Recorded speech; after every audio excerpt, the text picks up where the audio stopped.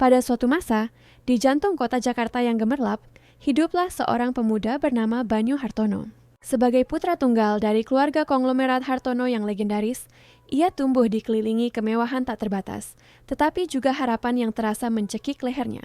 Keluarganya, sebuah dinasti bisnis yang berkuasa, memegang tradisi kuno, aliansi melalui perjodohan untuk mengamankan kekuasaan dan kekayaan mereka. Tepat di usianya yang ke-23, ayahnya, Bapak Wijoyo Hartono, mengumumkan dalam sebuah makan malam formal bahwa waktunya telah tiba. Kesepakatan telah dibuat dengan keluarga Wulandari, dan Kirana, putri sulung mereka, akan menjadi istrinya. Dunia Banyu seakan runtuh seketika.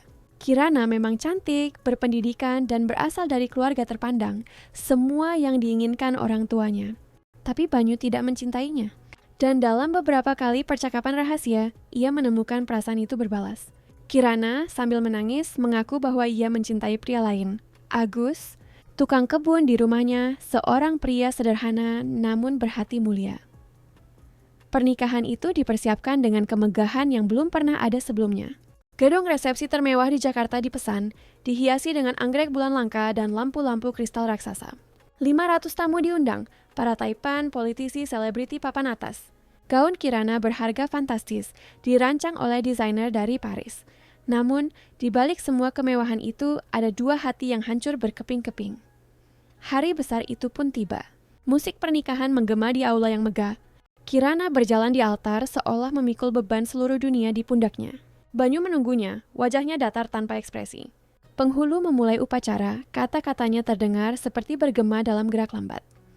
Ketika tiba saat yang menentukan, penghulu bertanya, Banyu Hartono, apakah Anda menerima Kirana Wulandari sebagai istri sah Anda? Keheningan yang terjadi terasa memekakkan telinga. Banyu menatap Kirana, melihat keputusasaan di matanya, lalu menatap orang tuanya di barisan depan, menunggu dengan cemas. Sesuatu di dalam dirinya pecah. Atau mungkin, akhirnya, terbebas. Tidak. Suaranya menggema di seluruh ruangan seperti guntur. Jeritan, bisikan, beberapa ibu-ibu pingsan. Wajah Bapak Wijoyo memerah karena marah. Kirana memanfaatkan momen keberanian Banyu, juga menemukan kekuatannya sendiri. Saya juga tidak menerima. Saya mencintai pria lain. Saya mencintai Agus, tukang kebun itu, dan saya ingin hidup bersamanya. Kekacauan pun terjadi. Ibu Kirana berteriak bahwa ini adalah aib. Bahwa pria rendahan seperti itu tidak akan pernah bisa memberikan masa depan yang layak. Tapi Kirana, dengan air mata kelegaan dan tekad, merobek kerudungnya, melemparkan buket bunganya, dan berlari keluar dari aula, di mana Agus menunggunya di mobil tuanya. Mereka pergi bersama, meninggalkan kehidupan yang penuh kepalsuan. Banyu, yang masih di altar, menghadapi amukan ayahnya. Kau telah mencoreng nama baik keluarga kita. Tidak, ayah. Aku justru menghormati diriku sendiri. Aku ingin kuliah, membangun jalanku sendiri, menjadi seseorang karena prestasiku, bukan karena nama belakangku. Kalau begitu pergi, kau diusir, kau bukan anakku lagi. Banyu melepaskan jas tuksedonya, memberikannya kepada ayahnya, dan berjalan keluar dengan kepala tegak. Bibinya, Yulia, satu-satunya domba hitam di keluarga karena menikah atas dasar cinta, mengikutinya dan menawarkan tempat tinggal di rumah sederhananya. 15 tahun kemudian, waktu berlalu deras mengubah segalanya. Banyu, kini berusia 38 tahun, hampir tidak bisa dikenali. Bukan karena fisiknya, ia tetap bugar dan waktu hanya menambah ketampanannya, tetapi karena aura kesuksesan yang ia pancarkan. Lulus dengan predikat cum laude dari jurusan manajemen bisnis di universitas ternama, ia membangun sebuah kerajaan dari nol. Perusahaan teknologinya merevolusi pasar, dan namanya identik dengan inovasi dan integritas. Ironisnya, keluarga Hartono telah bangkrut beberapa tahun sebelumnya karena salah urus dan skandal. Banyu, tanpa dendam, diam-diam membantu ayahnya yang sudah tua, membuktikan bahwa kekuatan sejati terletak pada pengampunan. Di sebuah acara amal, Banyu bertemu dengan Clara. Wanita itu memasuki ruangan seolah semua lampu sorot mengikutinya. Gaun merah yang memeluk tubuhnya, riasan sempurna, setiap gerakan diperhitungkan untuk menarik perhatian. Sebagai pemenang berbagai kontes kecantikan, Clara memiliki pesona yang membuat pria menoleh dan wanita berbisik-bisik. Itu Banyu Hartono, bisik ibunya, Erika, di telinganya. Lajang, miliarder, dan target yang kita butuhkan. Ibu dan anak itu seperti dua ular yang licik. Berasal dari keluarga bangsawan yang telah jatuh miskin namun tetap menjaga gengsi, mereka melihat setiap pria kaya sebagai tiket menuju puncak. Clara telah menyempurnakan seni merayu. Ia tahu kapan harus tertawa, bagaimana menyentuh lengan seorang pria dengan lembut. Cerita sedih apa yang harus dikisahkan untuk membangkitkan insting pelindung. Pendekatannya sangat terencana. Clara secara tidak sengaja menabrak Banyu, menumpahkan sampahnya ke tuksedonya. Di antara permintaan maaf yang dramatis dan sentuhan halus saat mencoba membersihkan noda, ia menebar umpannya. Banyu yang kesepian setelah bertahun-tahun hanya fokus pada pekerjaan terpancing. Hubungan mereka menjadi tontonan publik. Clara memastikan untuk tampil di semua acara sosial bersama Banyu, memposting foto-foto mesra di media sosial, dan menjadi bahan gosip di kolom-kolom majalah. Baginya, ini bukan cinta, ini adalah investasi. Tapi ada seseorang yang mengamati semuanya dari bayang-bayang. Maya, sepupu Clara, adalah kebalikannya dalam segala hal. Di mana Clara mewah, Maya sederhana. Di mana Clara kejam, Maya baik hati. Yatim piatu sejak usia 5 tahun, ia diasuh oleh bibinya, Erika. Tetapi diasuh adalah kata yang terlalu halus untuk diperbudak. Sejak kecil, Maya dibangunkan jam 5 pagi untuk membersihkan rumah. Sementara Clara belajar etiket dan piano, Maya mengepel lantai. Sementara Clara berlenggok di kontes kecantikan dengan gaun mahal, Maya menjahit gaun-gaun itu hingga larut malam. Setiap kemenangan Clara diiringi dengan penghinaan untuknya. Lihat Maya, inilah yang terjadi jika kau lahir cantik. Kau seharusnya bersyukur kami membiarkanmu tinggal di sini, si buruk rupa. Tapi Maya memiliki sesuatu yang tidak akan pernah dimiliki Clara. Jiwa yang murni dan tangguh. Di waktu luangnya yang sedikit, ia belajar ilmu keperawatan dari kursus online gratis, memimpikan hari di mana ia bisa membantu orang dan memiliki hidupnya sendiri. Titik balik yang mengejutkan. Semuanya berubah ketika Bibi Yulia, yang telah menampung Banyu bertahun-tahun lalu, mengalami kecelakaan misterius. Ia ditemukan tergeletak tak sadarkan diri di dasar tangga rumahnya. Dokter tidak bisa menjelaskan mengapa kesadarannya tidak pulih sepenuhnya. Ia terus berada dalam kondisi linglung. Banyu putus asa. Yulia lebih dari sekadar bibi. Ia adalah ibu yang memilihnya ketika orang tua kandungnya menolaknya. Ia bercerita pada Clara bahwa ia membutuhkan perawat pribadi yang terpercaya. Tentu saja, sayang, kata Clara dengan senyum licik. Sepupuku Maya punya pengalaman merawat. Kenapa tidak mempekerjakannya? Erika hampir tersedak anggurnya. Maya? Si pembantu itu? Ibu, pikirkan baik-baik, bisik Clara. Dengan dia bekerja di rumah mewah Banyu, dia akan tetap menjadi pelayan kita. Tapi sekarang kita tidak perlu membayarnya. Dan kita bisa mengawasinya dari dekat. Keesokan harinya, Maya dipanggil. Mengenakan satu-satunya gaunnya yang layak, sebuah gaun biru tua sederhana, ia tiba di rumah Banyu yang megah. Tangannya gemetar, bukan karena takut, tapi karena harapan. Akhirnya, sebuah pekerjaan yang layak, jauh dari penghinaan sehari-hari. Ketika Banyu membuka pintu, waktu seolah berhenti. Tidak ada yang luar biasa dari penampilan Maya. Rambut coklatnya diikat sanggul sederhana, wajah tanpa riasan, postur yang rendah hati. Tapi ada sesuatu di matanya, sebuah cahaya kedamaian yang belum pernah ia lihat pada Clara. Selamat pagi, Pak Hartono. Saya Maya, datang untuk wawancara sebagai perawat. Suaranya lembut seperti madu, setiap kata diucapkan dengan kebaikan tulus yang menyentuh sesuatu yang tertidur di hati Banyu. Silakan masuk. Dan panggil saja saya Banyu. Selama wawancara, Banyu terkesan. Maya menunjukkan pengetahuan teknis, tetapi lebih dari itu, sebuah welas asih yang tulus ketika berbicara tentang merawat orang tua. Ketika ia menyebut nama Clara, ia melihat bayangan melintas di wajah Maya. Kalian dekat? Kami, sepupu. Saya dibesarkan di rumah mereka setelah orang tua saya meninggal. Ada cerita yang tak terucapkan dalam kata-kata itu, tetapi Banyu tidak mendesak. Ia langsung mempekerjakannya.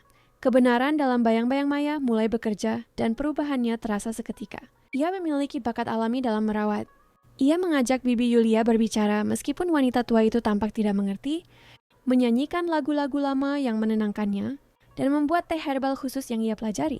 Tapi ada sesuatu yang mengganggunya. Bibi Yulia dalam saat-saat sadarnya tampak ketakutan. Ia akan mencengkeram lengan Maya dengan kekuatan mengejutkan dan bergumam. Didorong, mereka, hati-hati. Maya mulai menyatukan kepingan puzzle. Jatuhnya Bibi Yulia bertepatan dengan kunjungan Clara ke rumahnya. Kamera keamanan pada hari itu secara misterius berhenti berfungsi. Dan ada lagi, Setiap kali Clara mengunjungi Banyu dan menjenguk Bibi Yulia, kondisi wanita tua itu memburuk beberapa hari kemudian. Bertekad untuk melindungi Bibi Yulia, Maya meminta izin untuk tidur di kamar sebelah. Banyu, tersentuh oleh dedikasinya, langsung setuju. Clara tidak akan suka komentarnya, hampir pada dirinya sendiri. Kesehatan Bu Yulia harus menjadi yang utama, jawab Maya dengan ketegasan yang lembut. Dan Clara benar-benar tidak suka. Dasar wanita matre, dia ingin mendekatimu, teriaknya ketika tahu tidur di rumahmu. Sungguh tidak masuk akal. Tetapi Banyu untuk pertama kalinya tidak menyerah pada protes dramatis Clara. Malam penuh wahyu. Pada suatu Kamis dini hari, semuanya terungkap. Maya, yang terbiasa memeriksa Bibi Yulia beberapa kali di malam hari, mendengar bisikan di koridor. Ia mengenali suara Clara dan Erika. Mengintip dari celah pintu, ia melihat pemandangan yang membuat darahnya membeku. Clara memegang sebuah suntikan, siap untuk menyuntikannya ke selang infus Bibi Yulia. Cepat. Sebelum ada yang bangun, bisik Erika. Dengan 1 dosis lagi, ingatannya tidak akan pernah pulih sepenuhnya. Dan ketika dia mati, Banyu akan menjadi rapuh. Kita akan cepat menikah dan seluruh kekayaannya akan menjadi milik kita, jawab Clara dengan senyum kejam. Maya tidak berpikir 2 kali. Ia membuka pintu dengan keras. Hentikan! Teriakan itu membangunkan seisi rumah. Pembantu rumah tangga, Maria, muncul lebih dulu, diikuti oleh Banyu yang berlari dengan piyamanya. Apa yang terjadi di sini? Clara, secepat ular, menyembunyikan suntikan itu dan mulai menangis. Banyu, perawatmu menuduhku melakukan hal-hal mengerikan. Aku hanya datang untuk memeriksa apakah Bibi Yulia baik-baik saja. Bohong! Teriak Maya, gemetar karena marah. Aku melihatmu dengan suntikan. Maria juga melihatnya. Maria dengan berani mengkonfirmasi. Benar Pak Banyu, saya melihat Nona Clara memegang sesuatu. Erika mencoba menyelamatkan situasi, menunjukkan sebuah botol vitamin. Kalian gila! Ini hanya suplemen yang diresepkan dokter. Banyu mengambil botol itu, memeriksanya. Itu memang vitamin. Ia menghela napas berat. Maya, aku mengerti kekhawatiranmu, tapi kau tidak bisa menuduh tanpa bukti. Maya merasa lantai di bawah kakinya lenyap. Sekali lagi, Clara telah memanipulasi situasi. Tapi kemudian, sesuatu yang tak terduga terjadi. Bibi Yulia, yang semua orang kira sedang tidur, membuka matanya. Dan untuk pertama kalinya dalam beberapa bulan, tatapannya benar-benar jernih. Banyu, suaranya lemah tapi jelas. Bibi, perlu bicara. Semua orang mendekat. Bibi Yulia, dengan susah payah, duduk di tempat tidur. Matanya menatap tajam ke arah Clara dengan intensitas yang menakutkan. Itu kamu yang mendorongku dari tangga. Aku ingat semuanya sekarang. Kamu dan ibumu. Kalian ingin membunuhku karena aku menemukan penipuan pernikahan palsumu dengan Kirana bertahun-tahun yang lalu. Kalian memasukkan surat itu, keheningan terasa mematikan. Wajah Banyu memucat. Apa? Surat apa? Kan surat yang membuat Kirana berpikir kau membencinya, nak. Surat yang menghancurkan pernikahan itu. Mereka menulisnya dan memberikannya kepada Kirana pada pagi hari upacara. Itulah sebabnya dia juga berkata tidak. Dia pikir kau membencinya. Pengungkapan itu seperti bom. Clara mencoba lari, tetapi Maria menghalangi pintu. Erika mulai berteriak bahwa semua itu bohong, bahwa Bibi Yulia sedang mengigau. Cukup! Teriak Banyu dengan wibawa yang membuat semua orang terdiam. Panggil polisi. Sekarang. Kedok. Akhirnya terbuka. Sambil menunggu polisi, lebih banyak kebenaran terungkap. Bibi Yulia, yang sekarang pulih sepenuhnya, seolah adrenalin saat itu telah menghancurkan penghalang terakhir di benaknya, mengungkapkan segalanya. Clara dan Erika dikenal di kota karena penipuan mereka. Mereka telah menghancurkan 3 keluarga, selalu menargetkan pria kaya dan kesepian. Mereka telah mengetahui tentang pernikahan Banyu yang gagal dan merancang seluruh pertemuan tak sengaja di acara amal itu. Bibi menyelidiki semua ini. Jelas Bibi Yulia. Bibi mengkonfrontasi mereka hari itu. Clara mendorongku dan setelah itu, mereka datang setiap minggu, berpura-pura menjenguk tetapi menyuntikkan sesuatu yang membuatku tetap linglung. Clara, melihat bahwa ia telah kalah, memainkan kartu terakhirnya. Ia jatuh berlutut di kaki Banyu, air mata palsu mengalir, merusak riasan sempurnanya. Banyu, cintaku, kau tidak bisa percaya ini. Aku mencintaimu, selalu mencintaimu. Maya berada di balik semua ini. Dia selalu iri padaku, selalu menginginkan apa yang aku miliki. Banyu menatapnya dengan jijik. Bahkan sekarang kau masih berbohong. Ia menoleh ke Maya. yang tetap diam di sudut, air mata tulus mengalir di matanya. Maya, maafkan aku. Maafkan aku karena tidak melihatnya lebih awal, karena telah meragukanmu. Maya hanya menggelengkan kepalanya. Tidak ada yang perlu dimaafkan. Pak Banyu, Anda tidak mungkin tahu. Berhenti memanggilku, Pak, katanya lembut mendekatinya. Kau telah menyelamatkan nyawa bibiku. Kau adalah satu-satunya orang yang tulus di ruangan ini selain dia. Polisi tiba. Investigasi mengungkap lebih banyak kebusukan. Rekening bank palsu, penipuan lain, bahkan kasus peracunan yang belum terpecahkan bertahun-tahun lalu. Clara dan Erika ditangkap, menghadapi hukuman puluhan tahun penjara. Cinta yang mekar di atas puing-puing. Dengan rumah yang akhirnya damai, perubahan besar terjadi. Bibi Yulia pulih sepenuhnya, pikirannya setajam dulu. Maya terus merawatnya, tetapi sekarang sebagai seorang perawat yang dihormati, bukan sebagai pembantu. Banyu mulai benar-benar melihat Maya. Bukan hanya kecantikan alaminya yang sederhana, tetapi kekuatannya, martabatnya, kemampuannya untuk mencintai bahkan setelah begitu banyak penderitaan. Ia mengamatinya berbicara dengan Bibi Yulia, tertawa mendengar ceritanya, menyiapkan teh herbalnya dengan penuh kasih. Kau tidak pernah berbicara tentang mimpimu. Komentarnya suatu hari saat mereka minum kopi di taman. Mimpi, Maya tersenyum sedih. Orang-orang sepertiku belajar untuk tidak bermimpi terlalu tinggi, Pak Banyu. Orang-orang sepertimu, yatim piatu, pembantu, tak terlihat. Banyu memegang tangannya mengejutkannya. Kau tidak pernah tak terlihat bagiku. Sejak saat kau masuk ke rumah ini, kau meneranginya. Clara seperti kembang api, berisik, mencolok tetapi sesaat. Kau seperti matahari pagi, konstan, hangat, esensial. Maya tersipu mencoba menarik tangannya, tetapi Banyu menahannya dengan erat. Aku jatuh cinta padamu, Maya. Aku tidak tahu kapan tepatnya. Mungkin saat aku melihatmu bernyanyi untuk bibiku. Mungkin saat kau membelanya dengan begitu berani. Atau mungkin pada hari pertama itu ketika kau masuk dan membawa kedamaian ke dalam hatiku yang bergejolak. Banyu, jangan. Kau adalah segalanya. Kau adalah wanita paling luar biasa yang pernah kutemui. Menikah denganmu akan menjadi kehormatan terbesar dalam hidupku. Pernikahan impian. Lamaran itu sederhana, tulus, sempurna. Tidak ada kembang api atau gestur megah. Hanya dua jiwa yang saling mengenali sebagai rumah bagi satu sama lain. Pertunangan mereka diumumkan, menyebabkan kehebohan di kalangan sosialita. Bagaimana bisa Banyu Hartono, lajang paling dicari, menikah dengan seorang mantan pembantu?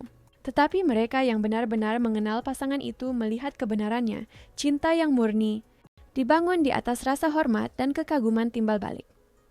Maya bersikeras menginginkan pernikahan sederhana, tetapi Banyu ingin memberinya apa yang tidak pernah ia miliki, satu hari sebagai seorang putri.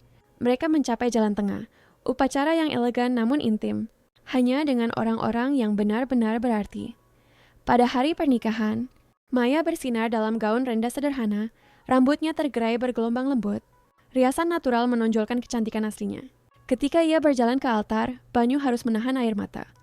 Kau sangat cantik, bisiknya ketika Maya tiba di sisinya. Kau menangis, jawabnya, menyentuh wajahnya dengan lembut. Ini air mata kebahagiaan. Rasa syukur, karena kau ada, karena kau mengatakannya. Penghulu, orang yang sama yang memimpin pernikahan kacau bertahun-tahun lalu, tersenyum. Sepertinya kali ini kita memiliki pasangan yang tepat. Janji suci mereka tulis sendiri. Banyu berjanji, aku berjanji akan mencintaimu tidak hanya di hari yang cerah, tetapi terutama di tengah badai. Aku berjanji akan selalu melihat ratu dalam dirimu, bahkan ketika kau merasa hanya orang biasa. Aku berjanji rumah kita akan menjadi istanamu dan cinta kita kerajaanmu. Maya, dengan suara bergetar, aku berjanji akan menjadi damaimu ketika dunia sedang kacau.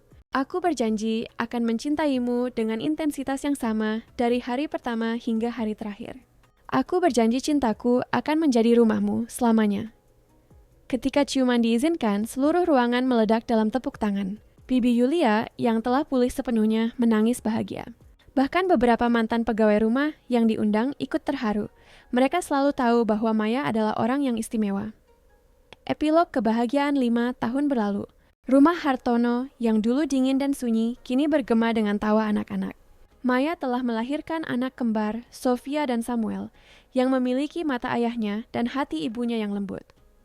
Maya mengubah sebagian kekayaan Banyu menjadi sebuah yayasan untuk anak-anak yatim piatu, memastikan tidak ada anak yang mengalami apa yang ia alami. Ia secara pribadi mengawasi panti asuhan, memastikan bahwa cinta dan martabat menjadi dasar segalanya. Banyu, terinspirasi oleh istrinya, mengubah perusahaannya menjadi lebih manusiawi. Keuntungan tetap penting, tetapi orang-orang menjadi yang utama. Karyawannya memujanya, pers menghormatinya, tetapi semua itu tidak sepenting senyum Maya ketika ia pulang ke rumah. Suatu malam, saat menidurkan anak-anak, Banyu memeluk Maya dari belakang, mengamati anak-anak mereka. "Apa yang sedang kau pikirkan?" tanyanya. Betapa ironisnya hidup ini. Aku lari dari perjodohan untuk menemukan cinta sejati. Aku kehilangan keluarga sedara untuk mendapatkan keluarga dari hati. Dan aku, Maya berbalik dalam pelukannya. Aku diperlakukan seperti budak selama bertahun-tahun hanya untuk menjadi seorang ratu. Bukan seperti yang diinginkan Clara dengan mahkota dan tongkat, tetapi ratu dari satu-satunya kerajaan yang penting, hatimu. Hati kita, koreksinya, keluarga kita, selamanya kita. Dari koridor, Bibi Yulia mengamati pasangan itu dengan senyuman. Wanita tua itu telah hidup cukup lama untuk tahu bahwa akhir yang bahagia itu langka. Tapi di sana, di rumah yang pernah melihat begitu banyak penderitaan, cinta telah menang. Berita tentang Clara sesekali terdengar. Ia dijatuhi hukuman 15 tahun penjara. Kecantikannya, yang dulu menjadi senjata utamanya, telah layu di balik jeruji besi. Erika, kaki tangannya, mendapat 10 tahun. Kabarnya mereka terus-menerus bertengkar, saling menyalahkan atas kegagalan mereka. Tetapi Maya tidak merasa senang dengan penderitaan mereka. Ia bahkan secara anonim mengirim uang untuk kebutuhan dasar mereka di penjara. Ketika Banyu mengetahuinya, ia bertanya mengapa. Karena kebencian adalah penjara yang lebih buruk dari sel manapun. Aku memilih untuk bebas. Aku memilih untuk memaafkan. Bukan untuk mereka, tetapi untukku, untuk kita, untuk anak-anak kita. Agar mereka tumbuh dengan mengetahui bahwa cinta selalu menang, bahwa kebaikan selalu berjaya meskipun butuh waktu. Dan demikianlah, gadis yatim piatu yang membersihkan lantai sementara sepupunya berlenggok di panggung, menjadi wanita paling dihormati dan dicintai di kota. Bukan karena kekayaan yang kini ia miliki, bukan karena nama belakang yang ia sandang, tetapi karena cahaya yang terpancar darinya, cahaya seseorang yang memilih cinta di atas kebencian, pengampunan di atas balas dendam, kebenaran di atas kebohongan.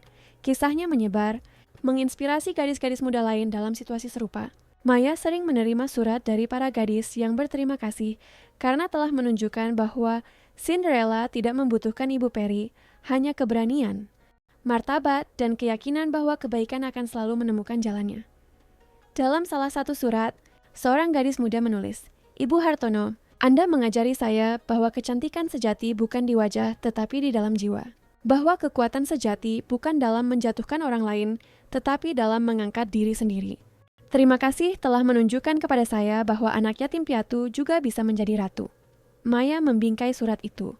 Setiap kali hidup memberinya tantangan, dan bahkan dalam kebahagiaan tantangan itu ada, ia membacanya, mengingat dari mana ia berasal dan kemana ia telah pergi. Banyu sering menemukannya di ruang kerja, membaca surat-surat itu dengan air mata di matanya. "Kau telah mengubah begitu banyak kehidupan," katanya. "Kita yang mengubahnya," koreksi Maya. "Cintamu memberiku sayap, kepercayaanmu memberiku kekuatan. Sendirian, aku mungkin masih membersihkan lantai di rumah bibiku." "Tidak," Banyu tidak setuju. "Kau selalu punya sayap. Aku hanya beruntung bisa melihatnya terbuka." Dan pada malam-malam badai, ketika Guntur menakuti anak-anak, Banyu dan Maya akan berkumpul di tempat tidur bersama anak-anak mereka, menceritakan kisah-kisah. Yang favorit selalu sama. Kisah seorang pangeran yang berkata tidak pada pernikahan palsu dan seorang putri yang menyamar sebagai pembantu yang menyelamatkan nyawa seorang ratu. Apakah cerita itu nyata, Ibu? Si kecil Sofia selalu bertanya. Kisah-kisah terbaik selalu nyata, sayangku. Karena ketika cinta itu nyata, hidup menjadi sebuah dongeng. Dan demikianlah, di rumah megah yang pernah menyaksikan pengkhianatan dan kebohongan, kini hanya berkuasa cinta, kebenaran, dan kepastian bahwa pada akhirnya kebaikan selalu menang.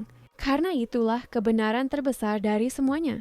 Cinta sejati tidak mengenal kelas sosial, tidak tunduk pada kecantikan permukaan, tidak bisa dibeli dengan uang. Karena cinta sejati melihat jiwa, bukan wajah.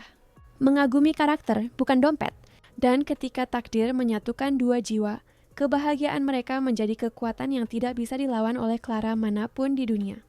Sebab, pada akhirnya, balas dendam terbaik terhadap mereka yang menyakiti kita bukanlah kebencian, melainkan kebahagiaan. Dan Maya serta Banyu adalah bukti nyata dari kebenaran itu, membangun selamanya mereka setiap hari, satu persatu tindakan cinta. Babak baru yang mengguncang rumah Hartono telah berubah menjadi surga kebahagiaan, tetapi takdir masih menyimpan kejutan yang akan menguji kekuatan cinta mereka. Suatu pagi musim gugur, bel pintu berbunyi terus-menerus mengganggu sarapan keluarga. Banyu membukanya. Di luar, seorang pria parubaya mengenakan setelan usang tapi bersih, dengan gugup memegang sebuah map dokumen. Matanya terasa anehnya familiar. Pak Hartono, saya perlu bicara dengan Ibu Maya. Ini tentang masa lalunya, tentang orang tuanya. Maya yang mendekat merasa kakinya lemas. Selama ini, tak ada yang pernah menyebut orang tuanya selain informasi samar bahwa mereka meninggal dalam kecelakaan saat ia berusia 5 tahun. Saya Rudi Firmansyah, seorang penyelidik swasta. Saya menghabiskan 20 tahun terakhir mencari putri dari Bimo dan Dewi Firmansyah. Ibu Maya, orang tua Anda tidak meninggal dalam kecelakaan. Mereka dibunuh.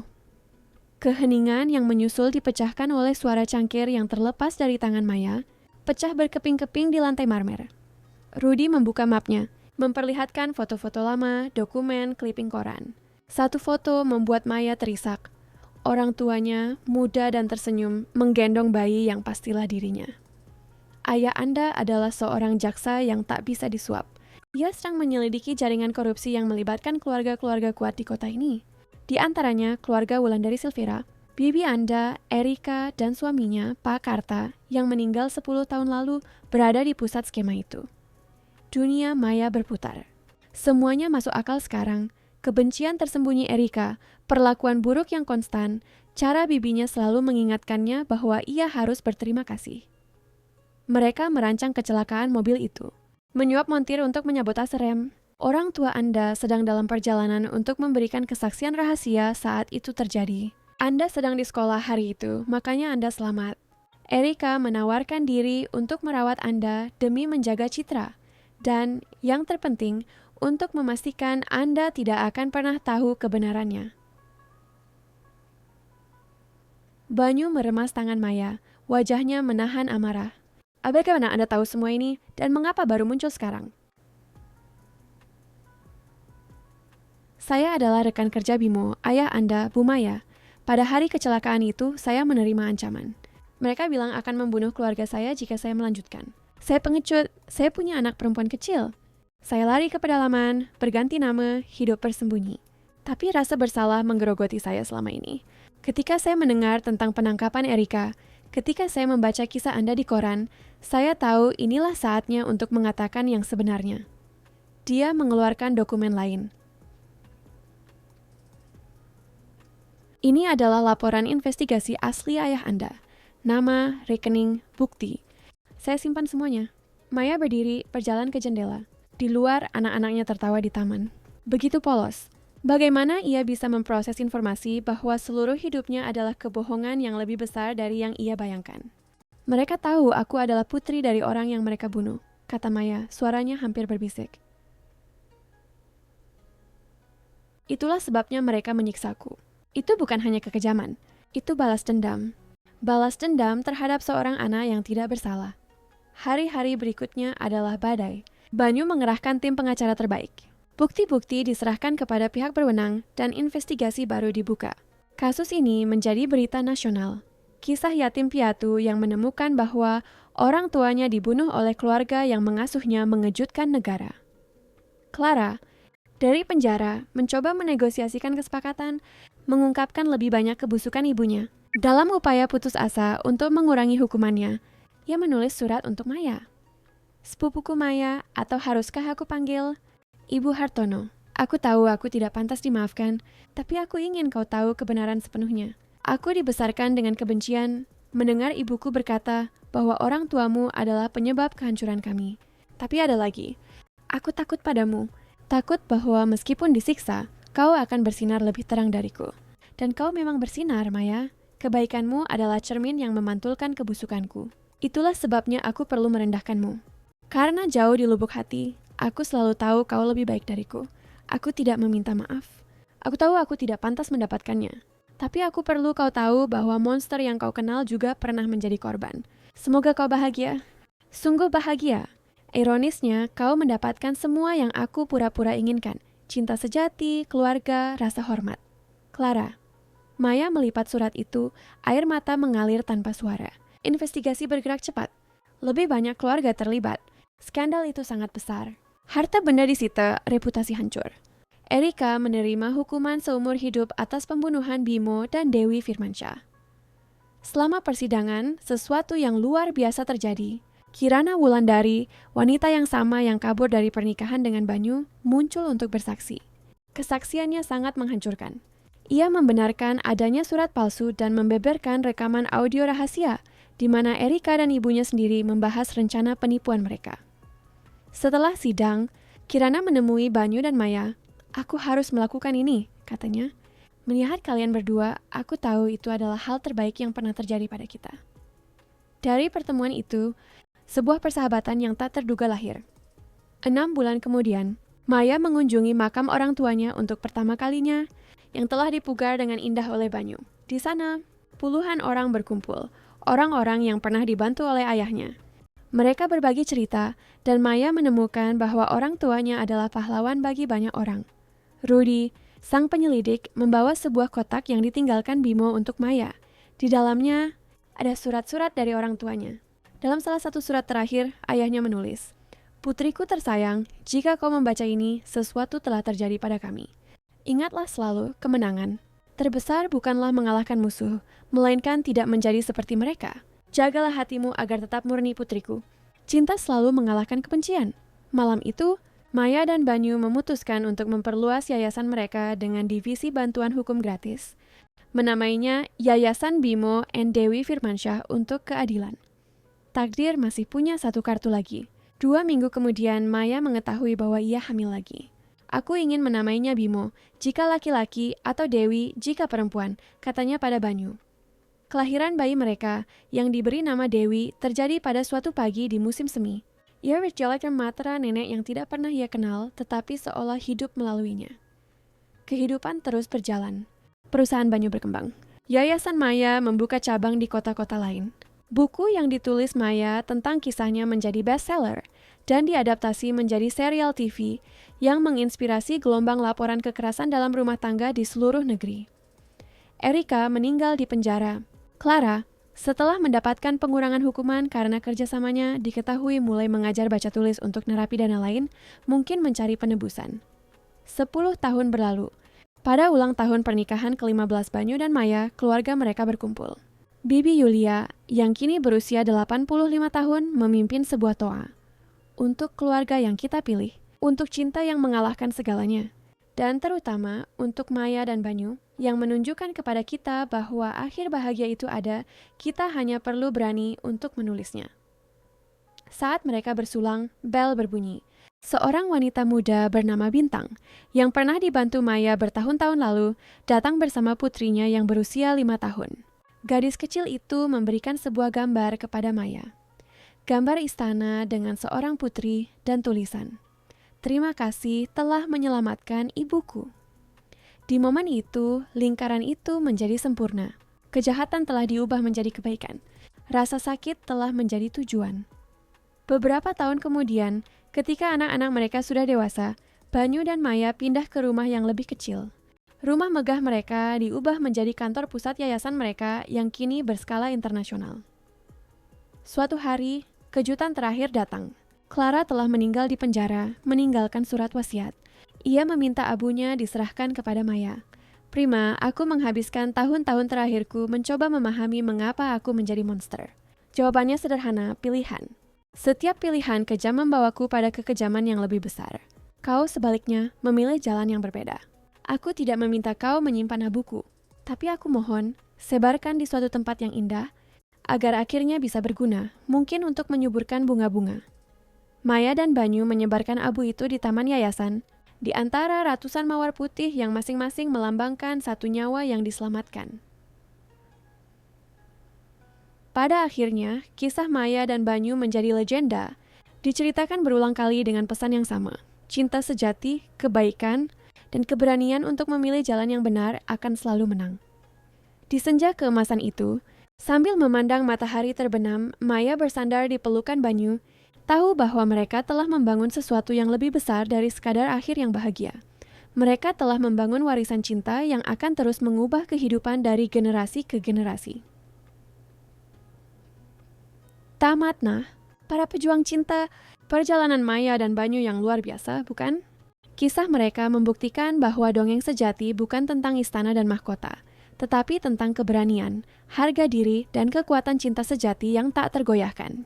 Kita melihat seorang gadis yatim piatu yang diperlakukan seperti budak, bangkit dengan kemuliaan yang datang dari jiwa, dan seorang pewaris tahta yang berkata tidak pada sebuah kerajaan demi mengatakan ye pada hatinya sendiri. Mereka mengajarkan kita bahwa di dunia yang sering menilai dari apa yang kita miliki, yang terpenting adalah siapa diri kita. Perjalanan Maya adalah pengingat yang kuat.